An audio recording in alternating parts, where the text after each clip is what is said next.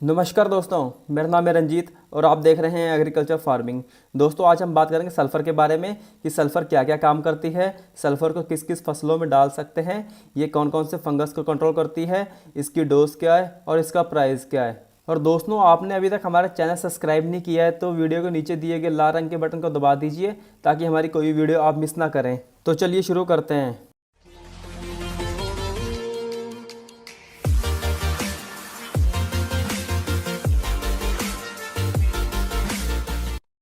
दोस्तों, सबसे पहले बात करेंगे सल्फ़र क्या है।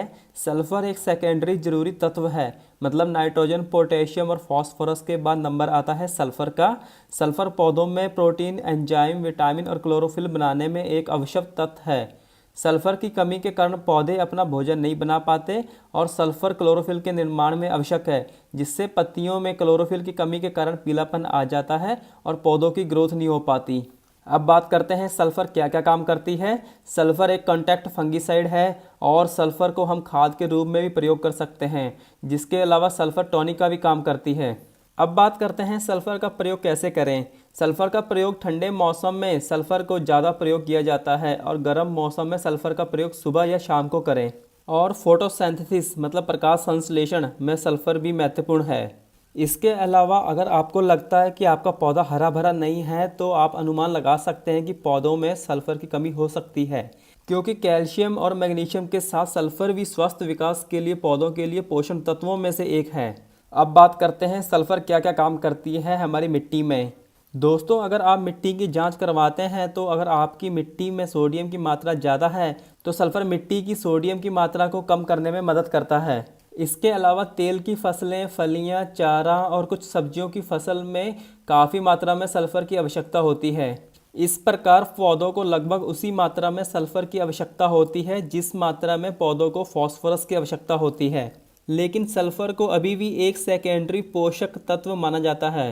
अब बात करते हैं सल्फ़र के लक्षण से पौधों में क्या फ़र्क पड़ता है। सल्फ़र की कमी सबसे पहले युवा पत्तियों पर दिखाई देती है और सल्फ़र की कमी से पत्तियां हल्के हरे से पीले रंग के रूप में दिखाई देते हैं, जैसे गेहूं की फसल में पूरा पौधा पीला हो जाता है। और दोस्तों, सल्फ़र पौधों की रोग प्रतिरोधक क्षमता में वृद्धि, सहायक और बीज निर्माण में भी मदद करता है। और सल्फ़र 17 आवश्यक पौधों के पोषण तत्वों में से एक है। ये सभी फसलों के विकास के लिए आवश्यक है। दोस्तों, अब बात करते हैं सल्फ़र को किस किस फसलों में डाल सकते हैं।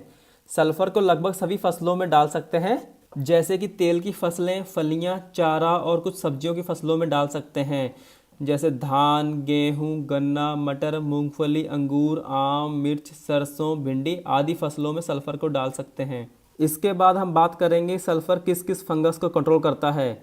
जैसे कि धान की फसल में ब्लास्ट को कंट्रोल करता है, गेहूं की फसल में रस्ट को कंट्रोल करता है, मूंगफली की फसल में रस्ट और टिक्का को कंट्रोल करता है, मटर और बीन्स की फसल में पाउडरी मिल्ड्यू और लीफ स्पॉट को कंट्रोल करता है, अंगूर की फसल में powdery mildew, birds might, blister might को कंट्रोल करता है, मिर्च, आम और सेब की फसल में पाउडरी मिल्ड्यू माइट्स को कंट्रोल करता है।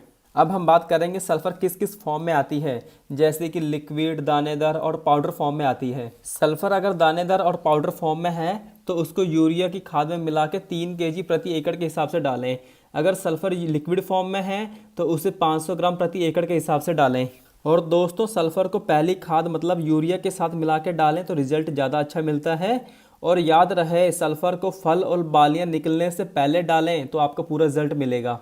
और दोस्तों, आपको मेरी दी गई जानकारी अच्छी लगी हो तो वीडियो को लाइक कर दें और साथ में चैनल भी सब्सक्राइब कर दें। धन्यवाद।